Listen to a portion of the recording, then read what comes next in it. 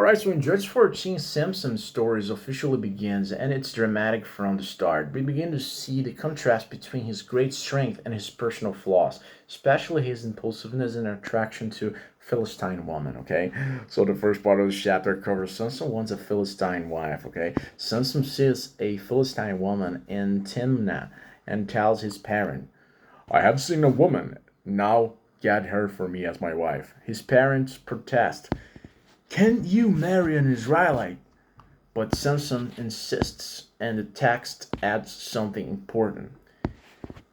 This was from the Lord, who was seeking an occasion to confront the Philistines. Samson's desires is impulsive, but God is still working through it to challenge Israel's enemy. Okay, so then second part of this chapter covers Samson kills a lion. On the way to Timnah, a young lion attacks Samson.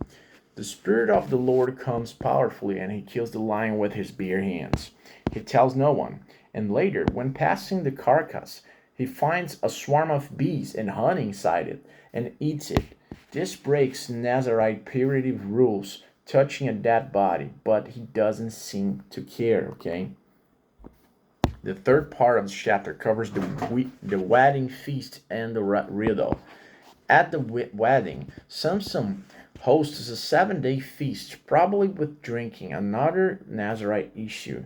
He challenged 30 Palestine men with a riddle, promising clothes if they solve it, okay?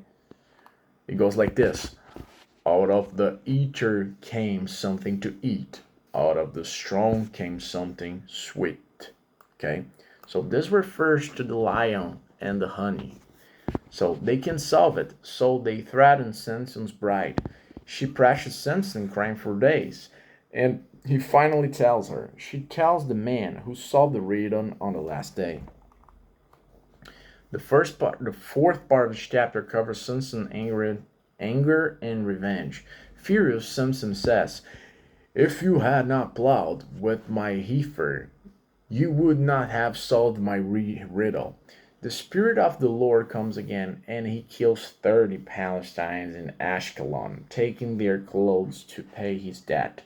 Then he leaves the wedding and goes back to his father's house. Meanwhile, his wife is given to his best man. So what are the key lessons in Judges 14? God uses flawed people to accomplish his will.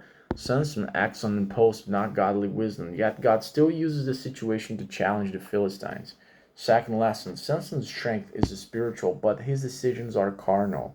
He is steered by the Spirit, but also by pride, anger, and lust. Third lesson, relationships outside God's design lead to conflict. His marriage begins with disrespect, deception, and ends in betrayal. Fourth lesson, Samson doesn't fully respect his vow. Touching the lion carcass, throwing a party, possibly with wine, and marrying a Philistine, he treads his calling lightly, okay? So Judges 14 shows the beginning of Samson's conflicted path, full of power, promise, and chaos. He's a man of God, yet led by his eyes, emotions, and pride, and that tension will keep growing, okay? Don't forget to hit the like button, subscribe to this channel if you enjoyed this video, and I see you on the next one.